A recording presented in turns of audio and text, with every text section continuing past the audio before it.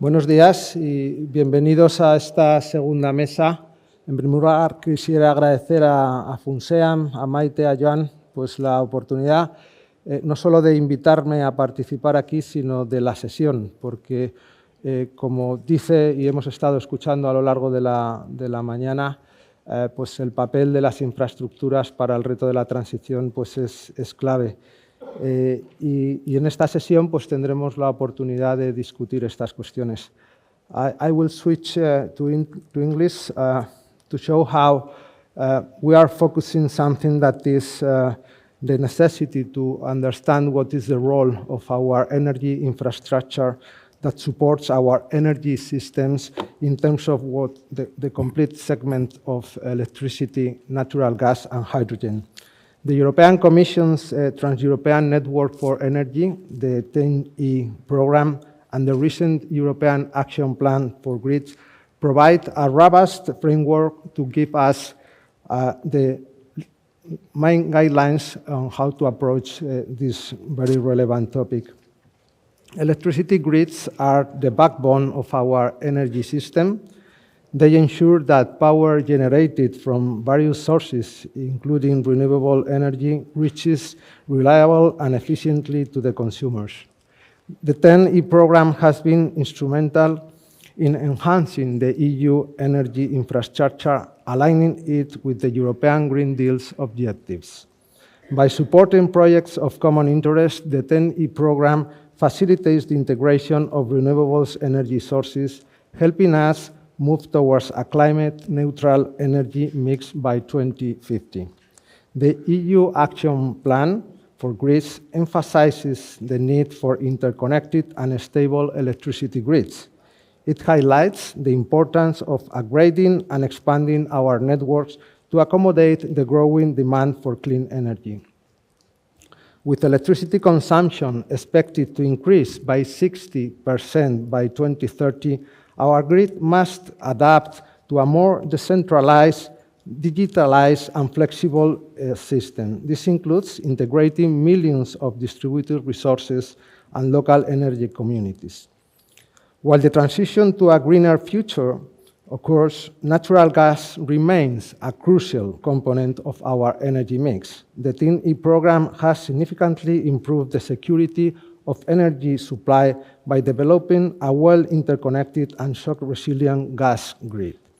This ensures that all countries have access to the multiple gas sources, enhancing market integration and competitiveness. Natural gas grids also play a vital role in balancing the availability of renewable energy sources. As we increase our reliance on wind and solar power, natural gas can provide the necessary flexibility to maintain a stable energy supply. The integration of low-carbon and renewable gases into the existing infrastructure further supports our transition to a sustainable energy system. Hydrogen is poised to become a cornerstone of the clean energy transition. The revised TEN-E regulation introduced new infrastructure categories, including hydrogen and electrolyzers, to support the scaling up of hydrogen projects. Hydrogen grids will enable the transportation and distribution of this versatile energy carrier, facilitating its use across various sectors, from industry to transportation. The adoption of Directive 1788 and Regulation 1799 last June 24 marks a significant milestone in the development of the internal markets for renewable gas, natural gas, and hydrogen. The directive establishes common rules for these markets, ensuring non-discrimination access and fostering competition. And the regulation complements this by setting out detailed provisions for the operation of these markets, including mechanisms for harmonizing network access, rules for cross-border exchanges. It aims to facilitate the penetration of renewables and low-carbon gases into the energy system. According to the regulation, to achieve a truly integrated and efficient energy system, close cooperation among the European Network of Networks Operators for Hydrogen, ENNOH, the European Network of Transmission System Operator for Electricity, ENTSO-E, and the European Network of Transmission System Operator for Gas, ENTSO-G, is essential. These organizations must work together on union-level integrated network planning to ensure the seamless integration of electricity, gas, and hydrogen grids. The interlink model is a prime example of such cooperation. This model aims to provide a comprehensive and integrated approach to planning and assessing energy infrastructure projects across electricity, gas, and hydrogen sectors. By aligning these efforts, ENNOH, ENTSO-E, and ENTSO-G can identify synergies, optimize resources use, and enhance overall system efficiency. Well, to discuss on these topics today, we have representatives from these three entities, and it is my pleasure to introduce them. Abel Enríquez is the director in ENNOH, Bruno, Gouverneur, Chief of Market and Operation at ENTSO-E, and Piotr Kuś, General Manager of ENTSO-G. They will have an individual presentation first, and then we could continue with the debate. So first, Abel, please, the floor is yours. Thank you.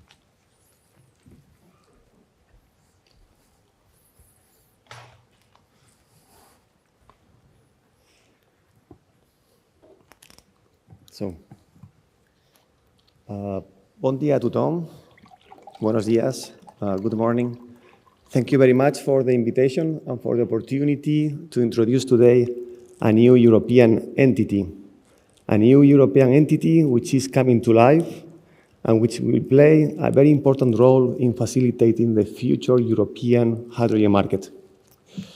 Today, I'm going to present a little bit quickly because we don't have a lot of time, but I want to present first where we are today with the foundation of the new entity, ENNOH, and second, I will try to give our vision on the role that hydrogen infrastructure will play in the future European market.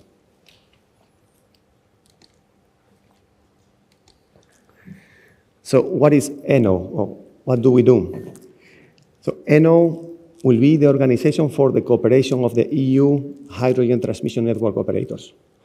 That's, with the acronym in English, it stands for HTNOs. There was a famous African proverb which says that alone you can go faster, but together you can go farther.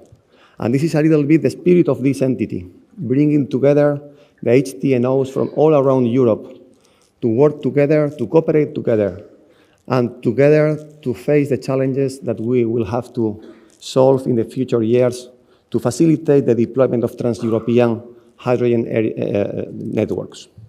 Our primary mission as ENNOH is to promote the development of a proper functioning internal hydrogen market, ensuring that hydrogen can be traded across the borders and supporting the optimal management, coordinated operation, and sound technical evolution of the European hydrogen transmission network.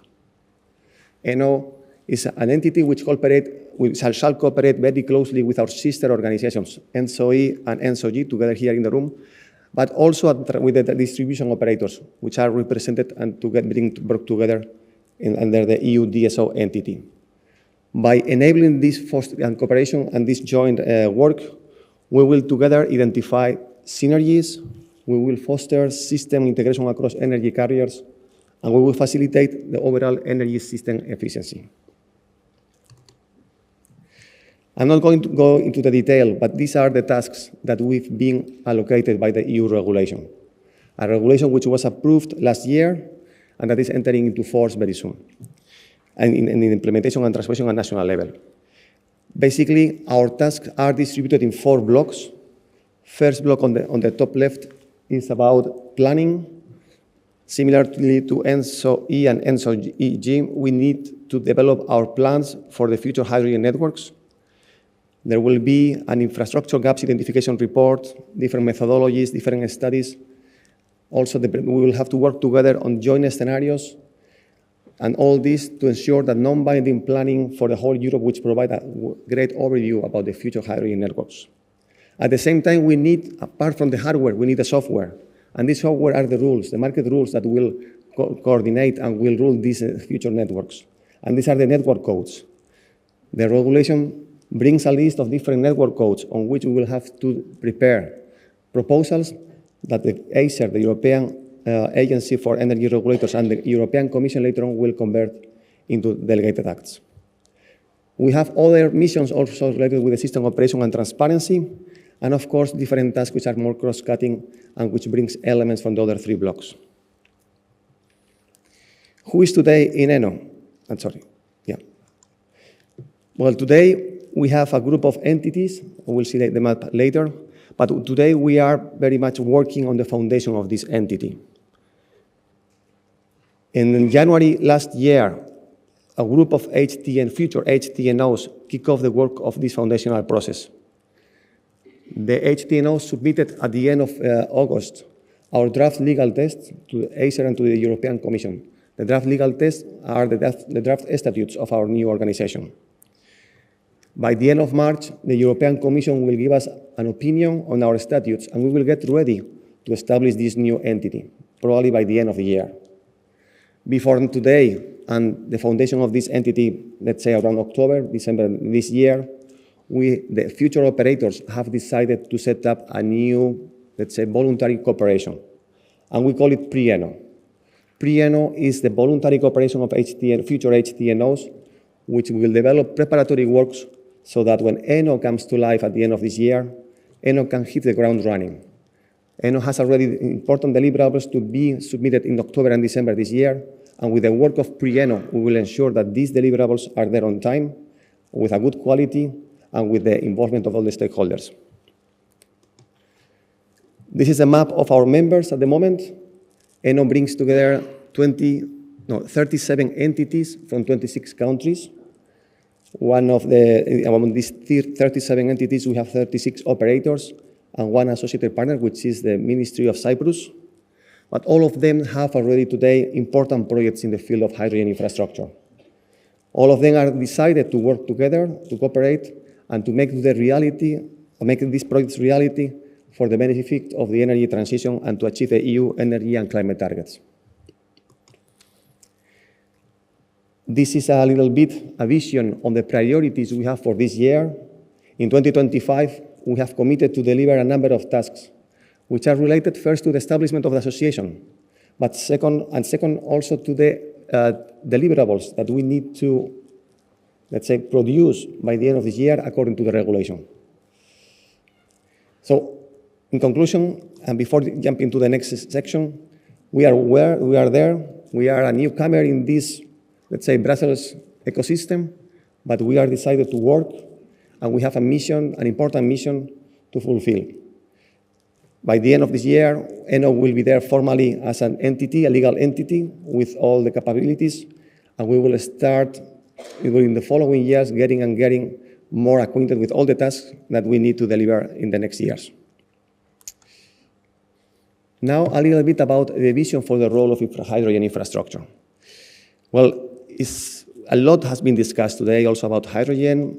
I know Spain is becoming very important in the hydrogen field, also with all the projects and ambitions that we have. The vision of the European Union is well reflected in the strategies that the Commission has prepared, also in the legislations that we have on the table. So the hydrogen infrastructure represents and is identified as a proper and an important means of efficient and sustainable transport of energy. We have offshore infrastructure, but also onshore infrastructure, but also offshore infrastructure. Hydrogen is if there is a slogan behind energy or hydrogen infrastructure, this is energy system integration. The possibilities that hydrogen offers today to enable a quicker deployment of renewable electricity are huge. I was a few days ago in Brussels where I see the solar and wind energy representatives asking for more or higher deployment of energy, renewable energy in Europe. The possibility to have more storage capacity, more capabilities for the grid. There is clear that hydrogen can solve also these issues. Hydrogen can also provide larger storage capacities, and that's our infrastructure that we, in the short, medium term, and that is part of our future outlooks and future works that we'll have to integrate. And we can also use the existing gas infrastructure to repurpose this infrastructure into hydrogen. A repurposed pipeline is cheaper than a newly built hydrogen pipeline. Hydrogen also offers the possibility to create an interconnected hydrogen market without congestions, without bottlenecks, without energy islands. We can start from the beginning creating a new market fully interconnected and integrated, where hydrogen can flow across the borders and can move to where it's most requested and demanded. The integration of growing volumes of hydrogen is also possible with the further deployment of the grid. And then we can also, through the deployment of these hydrogen corridors, we can make available hydrogen produced in low-cost production areas to those regions in Europe where the demand is higher and they don't have these production capabilities. At the same time, hydrogen not only enables the domestic production, it also facilitates imports from third countries and cooperation with other neighboring countries. And there is no question that for us, hydrogen infrastructure will be an important block of the Union's hydrogen economy.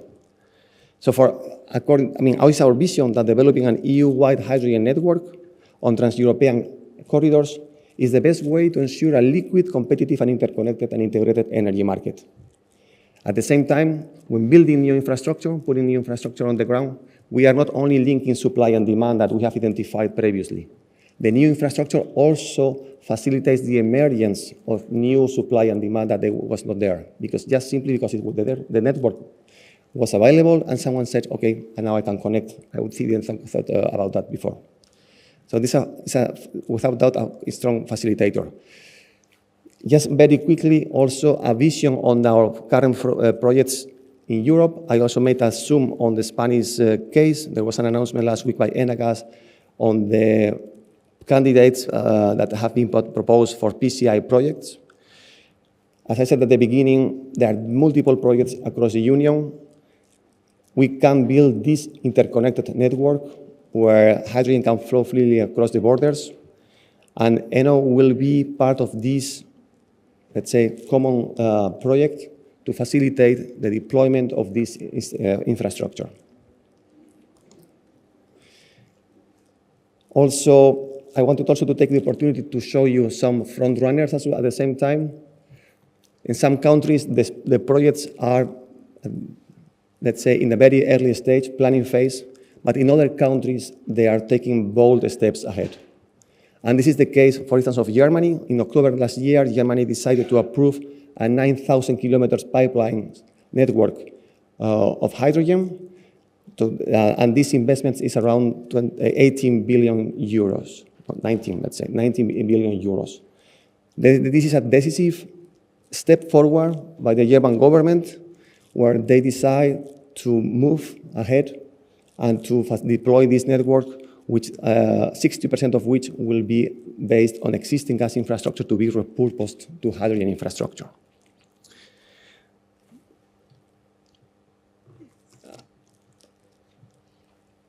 However, there are some risks as well, some challenges. And it was mentioned this morning by Enrico Letta that one of the main challenges we have today is how to finance a Green Deal. In this case, we have also an important challenge here is how to finance, how to de-risk hydrogen infrastructure. The creation of this internal market is not easy at the moment. We know the situation where we are today, but we know that this can be feasible. There is a need to de-risk these hydrogen infrastructure projects. There is a need to bring them to life. They can provide benefits and advantages to advance the energy transition in Europe. But to de-risk this large hydrogen infrastructure project, we need to make progress on different options. This is just a menu, and there can be other options, but how we could de-risk these projects? I'm thinking about long-term contracts, about intertemporal cost allocation, grants, subsidies, socialization, exemptions. There are many tools to be discussed. It's just that this has to be done. Without this de-risking infrastructure, things will be going slower and slower. But if we act today and with a strong decision, we can make these corridors, these trans-European energy workers a reality. Good news is that a few days ago, the CEF Energy program provided 250 million euros for hydrogen infrastructure. This is a first step. It's not enough. Probably the CEF funding should be increased for the future. But we are there, we are moving, and that's the role of ENNOH to contribute to this deployment of future infrastructure around Europe. Thank you very much for your attention. Thank you. Thank you, Abel. Thank you. Oops. Bruno, please. Thank you. Good morning. Yes, maybe a word also of introduction about who is ENTSO-E, as I'm not familiar. I'm not sure you are familiar with it. Even though we are much more mature, I would say, than ENNOH. ENTSO-E was created 15 years ago, almost 16. And we are actually the association of all the electricity transmission system operators in Europe. And when I say Europe, it goes beyond the European Union, because we cover not only the 27 countries of European Union, but also beyond that, including the Balkans, including Ukraine, Switzerland, Norway. And therefore, in total, we have 40 members coming from 33 countries, as well as 2 observer members in Turkey and Moldova. As you probably know, one of the main objectives, one of the main roles of the TSOs, wherever in Europe, is to ensure, first of all, the security and the development of the power system, to basically bring electricity to every consumer at all times, and at the same time to ensure that the electricity markets are developed and are working optimally, again, to maximize the social welfare for the European economy. And since, I would say, a decade now, probably one of the major roles also of TSOs is to facilitate, as far as they can, the decarbonization of the economy, and therefore to support Europe in reaching the climate neutrality goals, especially the Paris Agreement objectives by 2050. One of the, let's say, key initiatives that was taken in 2023 by the Commission, actually supported very strongly by ENTSO-E and by other stakeholders, was the Grid Action Plan. It is quite a unique initiative by the European Commission in order to really address all obstacles in a systematic and concrete way. It's really an action plan to, let's say, lift all potential or real obstacles that, let's say, currently do not help in, do not support the deployment of more grids, more interconnection across countries. We will see also on another slide, but there is a need to develop a lot the system, the power system in Europe, if we want to reach the climate objectives, if we want to be able to transport wind energy or solar energy, let's say solar-based electricity to the centers of consumption in Europe. And this initiative is really unique in the sense that it addresses a number of actions that the Commission themselves will partially take on their own because they are related to the regulatory framework, but these actions are also to be tackled by a number of stakeholders, including the TSOs, including the suppliers, etc. And you can see here a number of, let's say, objectives that are going to be let's say, supported by these actions in order to ramp up investments, in order to ensure adequate manufacturing capacity in Europe, in order to facilitate permitting, for example, in order to facilitate innovation as well, to support increase of the usage of existing capacity, etc., etc. This Grid Action Plan was started 14 months ago, more or less, and is there to stay, but with very concrete follow-up by the Commission.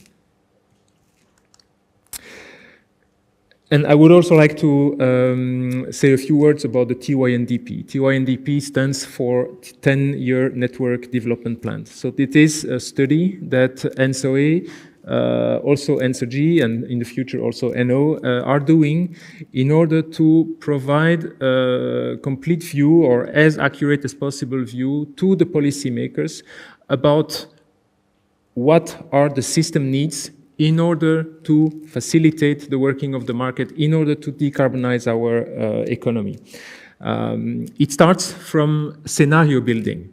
And actually, this is where the cooperation with ENTSO-G over the past year have been very important, is to align together on a set of joint scenarios. It would not make sense that ENTSO-E develops its own scenario about what will be the future of the energy system, and ENTSO-G, for example, would develop other scenario. So this is why the Commission asked us, request us to work together, and I think this year was for the first time we have jointly developed, delivered, and published, and the European Commission has approved joint scenarios about what are foreseeable futures for the energy system as a whole in Europe by 2040 and beyond.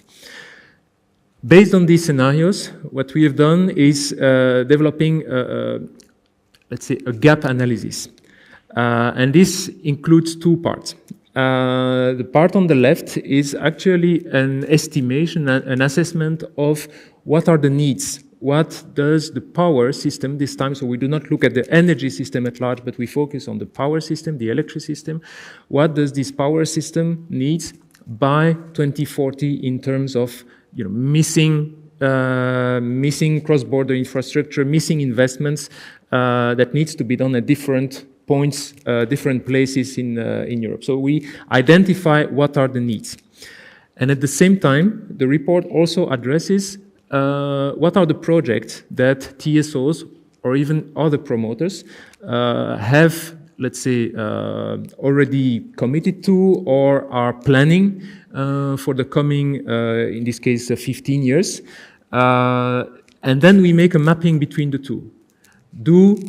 For each of the projects, there is an assessment whether the project is going to help fulfilling the needs that have been assessed by the more theoretical study. And based on this, we can compare the two, and we can therefore, for all the projects that contribute to the power system needs, then we validate them in a way, and they are included in the 10-year network development plan. Here are a few numbers. To be honest, I think this slide and the last two ones are a bit difficult to digest. But what is important here is to highlight that we are talking about very big numbers. If we want to decarbonize the European power system in the future, the European economy of the future, if we want, therefore, to be able to connect a lot of renewables at all levels, including offshore wind electricity, there is a need to make huge investments. The numbers that you see here, for example, there is a need from now until 2040 to add, from 2030 to 2040, not even including the projects that will be built until 2030, we need an additional of 100 gigawatts of cross-border investment. This is huge. But the good news is that in the portfolio of projects that were submitted for this report, we already see that the promoters of projects, including the TSOs themselves, have already a portfolio of more or less 80 gigawatt of planned or, let's say, quite advanced projects that they are proposing to their authorities. So it's looking good, I would say. But as you can see, we are talking also about big numbers in terms of investments. So it's going to cost a lot of money. But here also we have good news in the sense that even though the investments are going to be very, very large if we can fulfill them all, at the same time, each euro that is going to be invested in these investments will actually deliver more or less 2 euros for the European economy. In addition to that, you see the number of jobs that we are assessed can be created on a continuous basis until 2040, approximately 4 million jobs for the whole value chain. So this is huge numbers, really. So there is a need for money, there is a need for, let's say, a good regulatory framework, but at the same time, this will allow for Europe to reach their goal in terms of decarbonization and supporting the overall economy. I will go quickly through the next slide, which actually says similar things, but this time from 2040 to 2050. So again, the more investments will be needed, a lot of money will be required, but it will deliver a lot of added value, economic added value to Europe. And finally, we do all this, or we propose all this for the sake of decarbonizing the economy. It is estimated that if all these investments are made, almost 200 terawatt-hour, this is huge, 200 terawatt-hour per year can be reduced in terms, as you can see here, in terms of curtailment of renewables. Curtailment of renewables means that today, when there are congestions in the system, it is daily required by some TSOs to reduce the production, for example, of wind parks somewhere. So by making all these investments, a way of decarbonizing is to ensure that all the parks of wind, solar, etc., can produce without being curtailed. So this is one result of all these investments. Another result is that it's going mechanically, I would say, to also decrease the emissions of CO2, and therefore also the call for the need for starting, whether it is gas or coal power plants, because as you know, there are still a lot of, let's say, polluting, especially coal power plants running in Europe that need to be commissioned as soon as possible. So in a nutshell, I would say there are a lot of projects.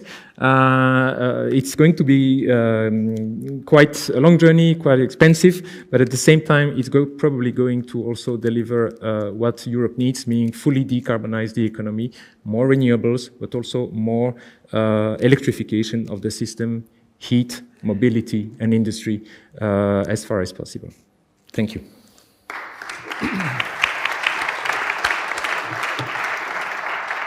Thank you, Bruno. And to finish this round, please, Piotr. Thank you very much, Carlos. Already good afternoon, everyone. Thank you for having ENTSO-G. Well, I took a slightly different approach to my presentation to start with.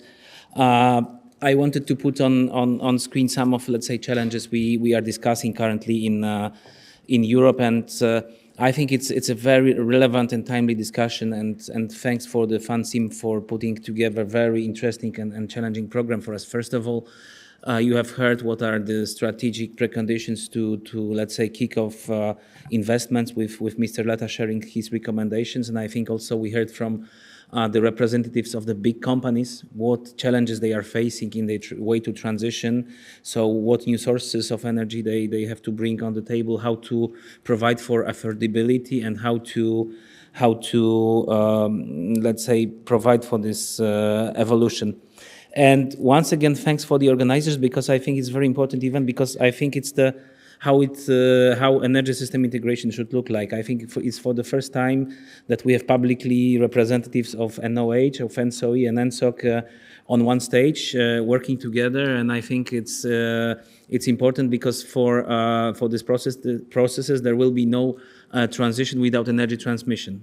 And that's why it's very important to discuss infrastructure, and thanks for this targeted panel. That's why I wanted to put all these challenges on let's say, first slide, because we are talking about this trilemma, and of course we were talking about sustainability for the last couple of years. We have this, as you mentioned, Carlos, we have a great regulatory setup. We have Green Deal with number of laws, and now the question is how to make it in a secure and affordable way, because if we want to do it looking at these two other sides of the, or two other, let's say, peaks of the triangle, we won't succeed that, and we already had that. It's really very close between success and unsuccess. So how we should do it to be competitive and secure, and already now we are discussing in the moment that our, let's say, electrification is very stable in Europe. So we are, since 5-10 years, we are at 23%.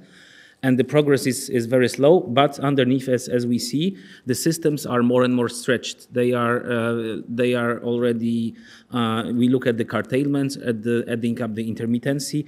We have to think how to take this value of the market, and how to also successfully provide for storage and flexibility, and how to use the existing asset to tap into these resources. So. We already see that we have to go that way to look at how this all the three systems now can cooperate together. So how to create the flexibilities in the system, how to drive it down with the cost efficiency. So not only looking maybe that it's energy efficient, but we have to look systemically at all the system, how we can do it in the most cost efficient way. I think that we should still maintain technology neutral. So if we have the solutions that can come quicker, like hydrogen, store energy, not only with batteries, as it is said, let's use them, and let's take this value. I'm here to presenting on behalf of natural gas networks. And as you see here on the side, we would like to show you the value of existing assets. These assets are currently existing. First of all, they are providing for flexibility in the system. If you have Dunkelflaute, if you cannot produce, there is the first peak is gas to keep the stability in the system. But this value of the assets is first of all also providing not only storage, but also taking up growing amounts of biomethane. And finally, as it was mentioned by Abel, is the first asset to be repurposed, so prepared for hydrogen at the fraction of cost of new built infrastructure. So we can use both electrons and molecules to decarbonize. They will be increasingly greening up, first with biomethane, then with large-scale production of hydrogen. And I think that we should build on our synergies. ENTSO-E and ENTSO-G, we have already great experience and in infrastructure planning, but also in building joint processes. We look jointly at the scenarios together. We think, and we can, let's say, so imagine the future. Imagine, but let's say having our technical expertise and having sort of parameters that we can test, and we can provide for informed, let's say, informed messages to the decision maker to also set up the strategies. And here we will be even now closer working with hydrogen operators, but also looking at the distribution area. Finally, if we look cooperation between the actors, between molecules and electrons, the one is horizontal. But I think to succeed, we also have to look in an integrated manner to look at vertical ways. So we also have to think smartly together how to de-risk the projects, how to look across the value chain with off-takers and producers. It's very important because then it is providing for better and quicker development of the networks, siting and sizing of the networks, looking how to also de-risk some of the projects in a way that, on one hand, in many cases there are no regrets. There are no regrets options for infrastructure. We can right-size it or make it more anticipatory. So also create better conditions for the future participants, for example, of hydrogen market that come on stream. And finally, not only hydrogen will play a role. We had also today the representatives of hard-to-abate systems. So please look at. We have to also look at the role of CCUS to help the hard-to-abate systems to create the possibility to capture CO2. So also we can speed it up there. Last glimpse here. What you see here is only the potential. But this is how we can start looking at let's say, how to use the value of existing assets of gas, how to gradually repurpose them to the new gases, low carbon gases, and hydrogen. And then links are there. I think then we can also talk more during our discussions. And thank you very much. Thank you, Piotr.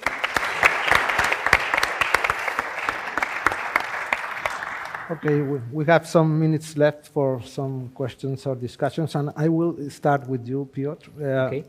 We have been talking about the necessity for the integration and how the molecules and the gas infrastructure can contribute to the trilemma. And regarding the instructions from the regulation, in practical terms, how do you see that this integration of the subsector can be working in practice? Well, I would start with the fact that if we look at the last regulation, so if you look at the last gas and hydrogen package, I think it is built around the same guiding principles and same concepts that have been running the gas sectors for many years, with quite a success, with a set of the solutions that can be transposed. And I think it's quite interesting to observe, because on one hand we are discussing totally new energy vector, totally new market, but at the same time we in Europe we also apply the principles that we used for another market. And I think that having it in mind, we already see that probably we'll follow the way. The first thing is very important, that we will integrate hydrogen to our 10-year network development plans.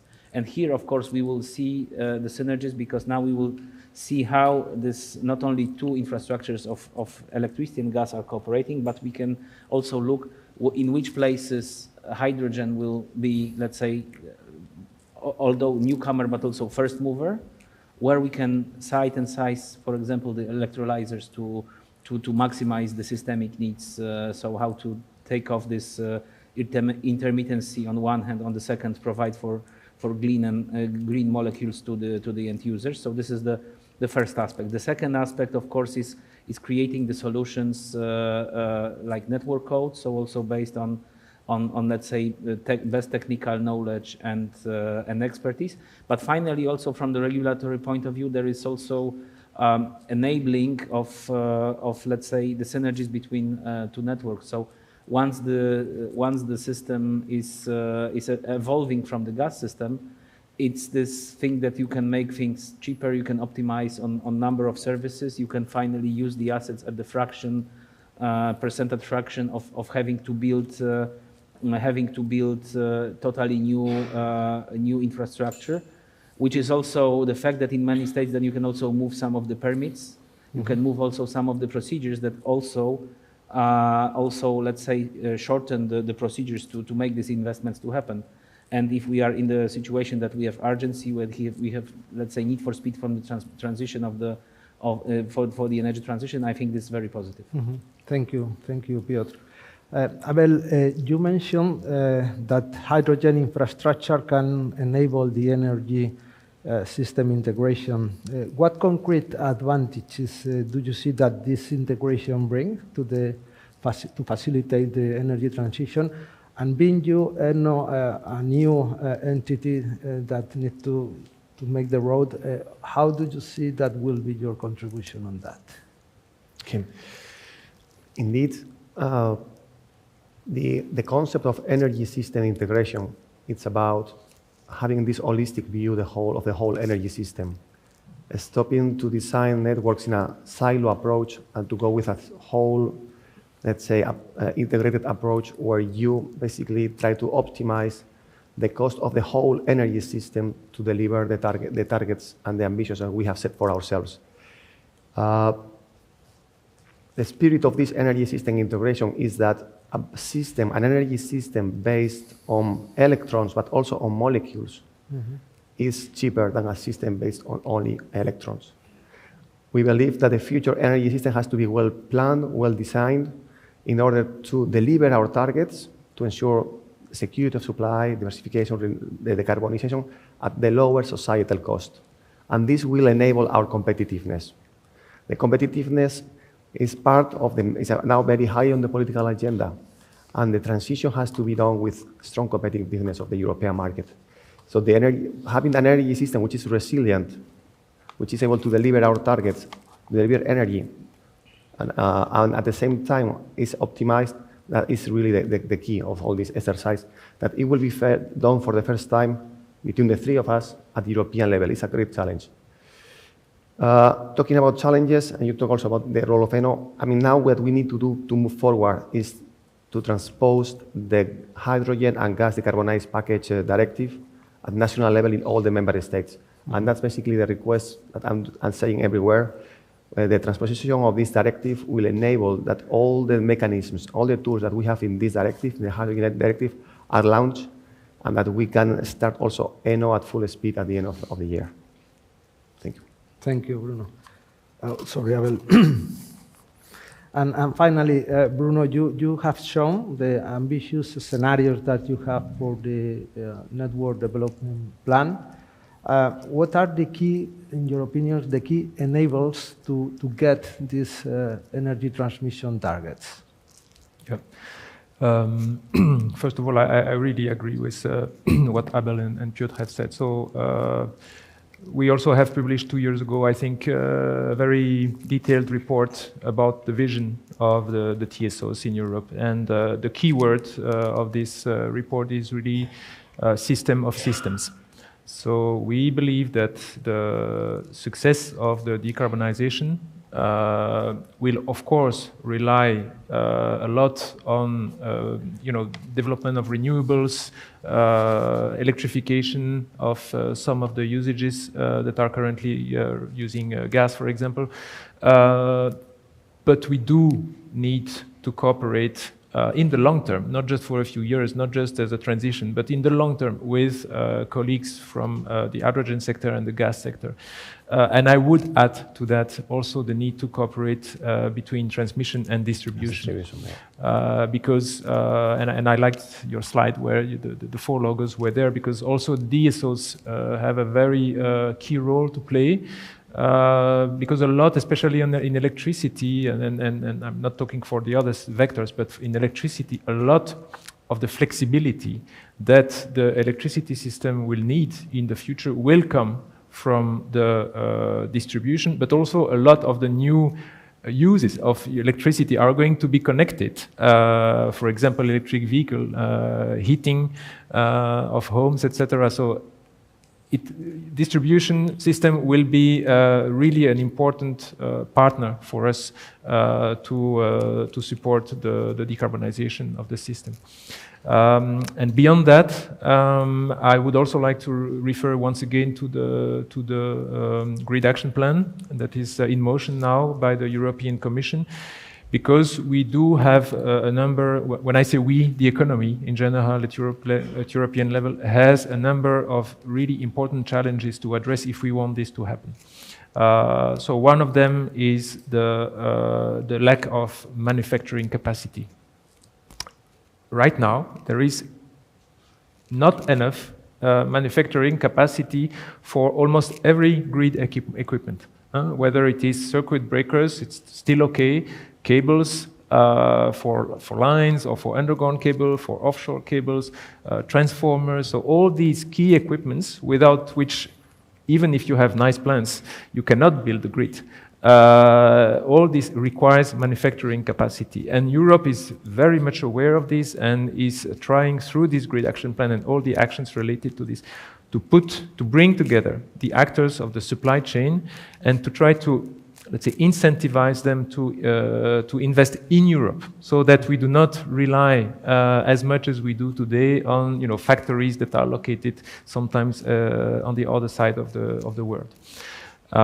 We also need to find solution for giving visibility to these manufacturers. So this means, for example, to have the right to sign long-term contracts between TSOs and these manufacturers. We need also maybe to review the threshold for public procurement. Another challenge to tackle is the financing. As I mentioned, this is going to cost a lot of money, and it is important to be innovative, I would say, and provide enough visibility also to these parties that will provide the financing, or that are, let's say, willing to provide the financing, to allow them to assess the risk. I think that a lot of institutions, including pension funds, etc., are willing to invest in new infrastructure, even if it costs a lot of money. They have money and they can invest it, but they need to be sure that there is a certain guarantee that, of course, they have a risk for appetite, but there is a guarantee that, yes, the permitting will be there, that within a reasonable delay, let's say, that the costs for manufacturing, I mean, for everything that needs to be manufactured to build this new capacity is going to be under control. What we see is that the cost for manufacturing has exploded for some assets, so that for the investors is extremely risky today if they do not have this visibility of how much is going to cost a given project. So and I would like to finalize my answer by mentioning that we also need a skilled workforce. So there is in Europe a lack, a shortage of skilled technical workforce. This is something that also Europe is very much aware of, and it's really something that I think needs to be addressed at political level, at academic level, by the suppliers, by the network operators. It needs to be, let's say, an exercise that is supported by all parties in a relatively structured way in every country. Otherwise, even if we have money, even if we have the manufacturing capacity, maybe we will not have the human capacity to build what we need. Very important, yeah. Okay, any other final comments? Well, maybe one short comment. Yes, as it please. was mentioned here. We are talking a lot about the GREET action plan, which was launched, I think it was end of 23. So we are already following this logic. We know that there will be a certain new follow-ups on this plan. Our call is also that this GREET action plan is looking not only at the electricity side, but let's say also follows the principles of this energy system integration, that we are not only talking only about electrons, but also we look how it can work in this energy system integration manner. So also looking at the molecules and the other assets that can complement this what we are talking today here. Okay. Thank you so much for your very good contributions, and we can stop here. Thank you. Thank you. Thank you.